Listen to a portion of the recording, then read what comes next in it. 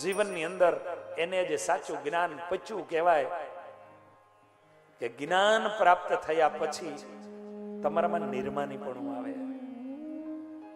તમે વચનામૃતના કાયમ અભ્યાસ કરતા હો, તમે ગીતાજીનો અભ્યાસ કાયમ કરતા હોય, તમે રામાયણનો કાયમ અભ્યાસ કરતા હોય, અને આ અભ્યાસ કરતા કરતા એક ગરીબમાં ગરીબ, એક નાનામાં નાનો ભગવાનનો ભક્ત પણ જો આવે અને એની સામે તમને હાથ જોડી જય સ્વામિનારાયણ, જય શ્રી કૃષ્ણ, જય રામજી કી આ કહેવાનું મન થાય ને ભાવથી, તો માનજો કે તમારું જ્ઞાન એ સાચું તમને પચ્યું છે. બાકી તમે જ્ઞાની બનો અને એની અંદર અરે મને આટલું બધું ખબર છે, મને આ બધું જ આવડે છે, અને તમે અક્કડ બની જાઓ, તેથી માનજો તમારું બગડવાનું છે. તેથી માનજો તમારું બગડવાનું છે. બહુ ધ્યાન આપજો. જ્ઞાન છે ને એ ભક્તિની દુનિયામાં જ્ઞાન, સાચો જ્ઞાની જ્યારે થાય ને ત્યારે ઝૂકી જવો જોઈએ. આંબાના વૃક્ષને કેરી આવે, કોઈ પણ ઝાડને કેરી આવે તો એ ઝૂકી જાય છે ને, એ ઝૂકી જાય છે.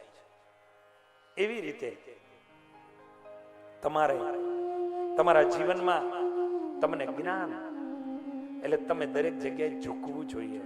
તમને બે ઝલક આપો. સદગુરુ શાસ્ત્રી સ્વામી ગોપાલ ચરણદાસજી સ્વામી, જેને જેને દર્શન કર્યા છે એને ખબર છે. બપોરના 2 વાગે પણ ચરાડવામાં સ્વામી જાંબુડાના ઝાડવા હેઠે બેઠા હોય.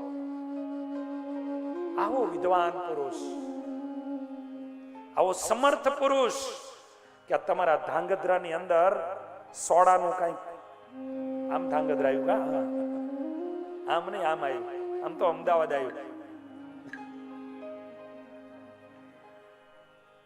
અને ઈ સોડાનો પ્લાન્ટ નાખ્યો. રાજાશાહી હજુ હતી, સોડાનો પ્લાન્ટ નાખ્યો.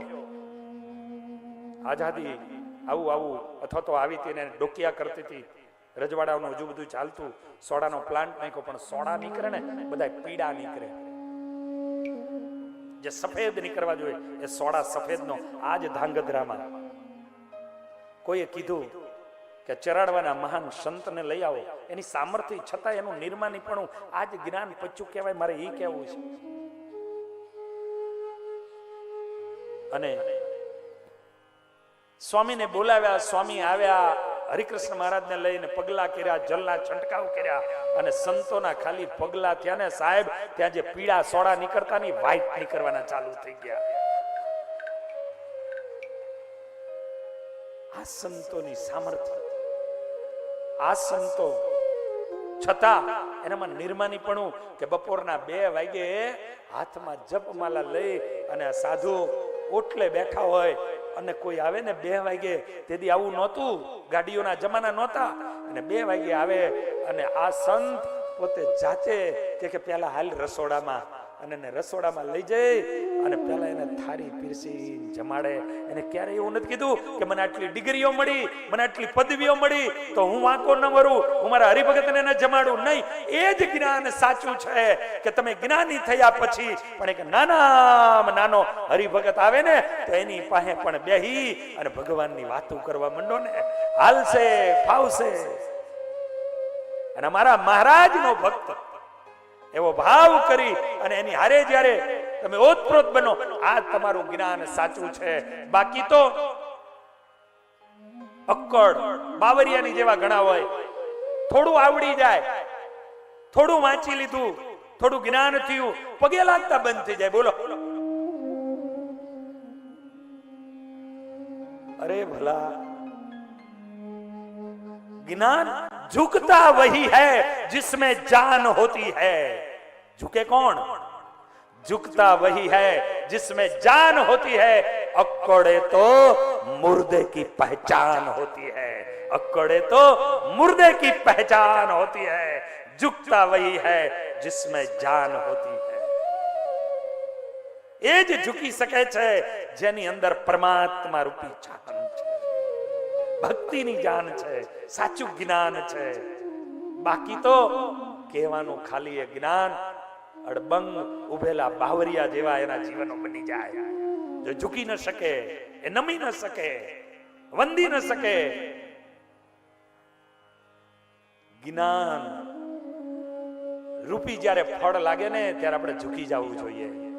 આધ્યાત્મિક દુનિયામાં જ્ઞાન રૂપી ફળ લાગે ત્યારે આપણે ઝૂકી જવું જોઈએ, ઝૂકી જવું જોઈએ, નમી જવું જોઈએ.